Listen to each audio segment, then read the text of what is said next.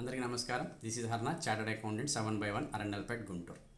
Friends, ఫిబ్రవరి 1 finance minister బడ్జెట్ని పార్లమెంట్లో ప్రజెంట్ చేశారు. ఆ బడ్జెట్ ప్రజెంటేషన్ చేసిన రోజున ఒక క్లూ ఇచ్చారు. నెక్స్ట్ వీక్లో న్యూ ఇన్కమ్ ట్యాక్స్ కోడ్ ఒకటి వస్తుంది అని చెప్పన్నారు.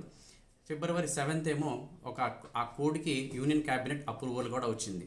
ఆ కోడ్ డైరెక్ట్ ట్యాక్స్ కోడ్ వస్తుందేమో అని చెప్పనుకున్నాం, కానీ డైరెక్ట్ ట్యాక్స్ కోడ్ కాకుండా ఇన్కమ్ ట్యాక్స్ బిల్ అని చెప్పని ఇంట్రడ్యూస్ చేశారు. అండ్ అందులో కూడా సెక్షన్ 1లో చాలా క్లియర్గా ఉంది, this act is called income tax act 2025 అని చెప్పని. సో ప్రజెంట్ ఉన్న ఇన్కమ్ ట్యాక్స్ యాక్ట్ 1961 ప్లేస్లో ఇప్పటి నుంచి ఇంకా ఇన్కమ్ ట్యాక్స్ యాక్ట్ 2025 అనేది వస్తుంది. అది కనుక పాస్ అయితే కనుక, అంటే ఆల్మోస్ట్ 64 ఇయర్స్ అయింది, ఓల్డ్ అయిపోయింది కదా అని చెప్పని కొత్త యాక్ట్ వచ్చింది. అండ్ చెప్పినట్టుగానే ఈ యాక్ట్ 3 కోర్ ప్రిన్సిపల్స్ మీద డెవలప్ చేశారు. ఏమిటంటే అది సింప్లిఫికేషన్ చేయాలి అన్న ఉద్దేశంతో, అండ్ ట్యాక్స్ పాలసీస్ ఏమీ చేంజ్ చేయము, ట్యాక్స్ రేట్స్ కూడా చేంజ్ చేయమని చెప్పని.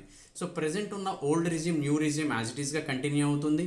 అండ్ ప్రజెంట్ ఉన్న ఈ 12 lakhs వరకు రిబేట్ అనేది ఇవ్వటము, 12.75 వరకు స్టాండర్డ్ డిడక్షన్తో కలిపి ఇవ్వటం, అవి కంటిన్యూ అవుతున్నాయి. కాకపోతే ఇంతకుముందు అసెస్మెంట్ ఇయర్, ప్రీవియస్ ఇయర్ అని చెప్పిన కాన్సెప్ట్ ఉండేది. ఇప్పుడు ఈ కొత్త బిల్లో ట్యాక్స్ ఇయర్ అని చెప్పిన ఒక కొత్త కాన్సెప్ట్ తీసుకొచ్చారు. సో ఇంకొంచెం సింప్లిఫికేషన్ కోసం. అండ్ అగ్రికల్చర్ ల్యాండ్కి ఎగ్జామ్షన్ కానీ ఆర్ డిడక్షన్స్ కానీ దాదాపు ఇంతకుముందు ఓల్డ్ యాక్ట్లో ఏవైతే ఉన్నాయో అవన్నీ కూడా దీంట్లో కూడా కంటిన్యూ అవుతున్నాయి. సో ఈ కొత్త బిల్లులో రావడానికి కారణం ఏంటంటే రెడెండెంట్ అండ్ రిపిటేటివ్ ప్రొవిజన్స్ ఏవి ఉన్నాయో అవి తీసేయటం, అండ్ ఇంట్రికసీస్, లిటిగేషన్ క్లాజెస్ ఏవైతే ఉన్నాయో ఆ లిటిగేషన్ క్లాజెస్ని తీసేసి సింప్లిఫై చేయటం. చెప్పినట్టుగానే ఓల్డ్ యాక్ట్లో మనకు దగ్గర 5,12,000 చిల్లర వర్డ్స్ ఉంటే కొత్త యాక్ట్లో కేవలం 2,59,000, అంటే దగ్గర 2,52,000 వర్డ్స్ దాకా డిలీట్ చేసేసారు. అంటే 50% ఆఫ్ ద యాక్ట్ తగ్గించేశారు. And all provisos and explanations ఏవైతే ఉన్నాయో వాటన్నిటిని కూడా డిలీట్ చేసేసారు. చాప్టర్స్ వైజ్గా చూస్తే ఇంతకుముందు 23 చాప్టర్సే, ఇప్పుడు 23 చాప్టర్సే, కానీ ఇంతకుముందు సబ్ చాప్టర్స్ ఉన్నాయి. ఉదాహరణకి చాప్టర్ 20 చూసుకుంటే 20A, 20B, 20C ఉండే. అలా కౌంట్ చేసుకుంటే గతంలో దగ్గర మనకి 47 చాప్టర్స్ ఉండేవి, ఇప్పుడు 23 చాప్టర్సే. ఇది కొత్త యాక్ట్ కాబట్టి ఇలా వచ్చింది. పోను దీంట్లో కనుక ఏదన్నా కాంప్లికేషన్స్, ఇంటర్ప్రిటేషన్స్గా ఇష్యూస్ వస్తే కనుక మళ్ళీ దానికి సబ్సెక్షన్స్, ప్రొవైజర్స్, ఎక్స్ప్లెనేషన్స్ అవి ఆటోమేటిక్గా వస్తాయి. ఎందుకంటే గతంలో ఉన్న యాక్ట్ 64 సంవత్సరాల క్రితం పెట్టినప్పుడు కూడా అది అంత వాల్యూమ్నెస్ ఉండేది కాదు. సో ఇప్పుడు అది సెక్షన్స్గా చూసే విధంగా 298 సెక్షన్సే, కానీ సబ్ సెక్షన్స్ అవన్నీ క్యాలిక్యులేట్ చేసుకుంటే సుమారు 819 సెక్షన్స్ ఉంటాయి. బట్ ఇప్పుడు ఈ కొత్త బిల్లులో చూస్తేనేమో ప్రస్తుతానికైతే 536 సెక్షన్స్ అయితే కనుక ఉన్నాయి. ఇంకా ఫర్దర్గా ఏమన్నా కాంప్లికేషన్స్ కానీ ఏమైనా వస్తే కనుక మళ్ళీ దాంట్లో చేంజెస్ చేయాలి.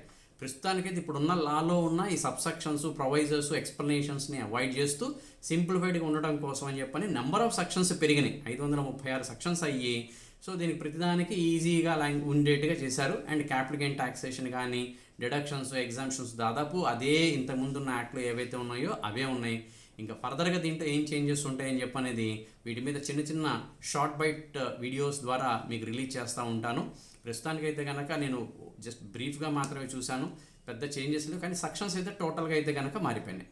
చూద్దాం ఈ కొత్త యాక్ట్ ఏ విధంగా ఉంటుందో. అండ్ ఖచ్చితంగా మనకి ఈ ఓపెన్ సజెషన్స్ కానీ ఏమైనా ఇంప్రూవ్మెంట్స్ వస్తాయి. ఆల్రెడీ ఏ కరిడిగమ్ అని చెప్పని మనకి కొంచెం చిన్న చేంజెస్ అని చెప్పని ఆల్రెడీ రిలీజ్ కూడా చేశారు.